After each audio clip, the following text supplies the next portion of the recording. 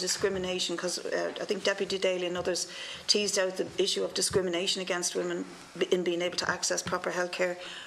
Would you comment on the numbers of women you may see who are in direct provision, are asylum seekers, and indeed women with disabilities, and how they're further discriminated against if they are?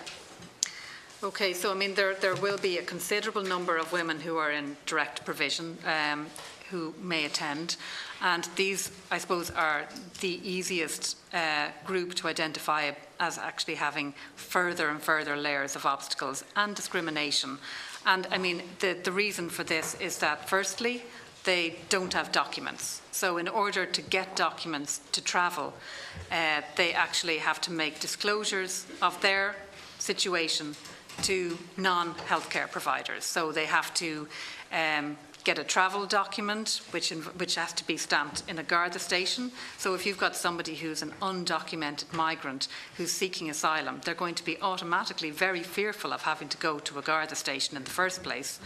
The second place they then have to go is the Department of Justice. So again, they have to disclose their situation there. They have to get an entry visa for the country they're going to go into and a re-entry visa for Ireland. And all of these documents cost money.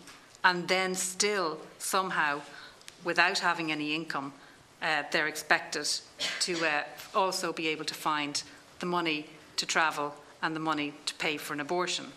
And if they want to seek help with that, they again have to make further disclosures of their health situation, possibly to charities or other agencies where they might try to get funding from. Thank you. And disability is not something that we see very, very often. And I mean, I think disability, okay, there's clearly going to be issues for a woman who, for example, needs a carer in order to travel, because again, she has to, at the very least, disclose her situation to that carer. But even just something as simple as, for example, I would have patients who are deaf, who have very limited ability to speak. And how are they expected to ring up a clinic in the UK and make an appointment for themselves? But yet you're still not allowed to assist them in that way.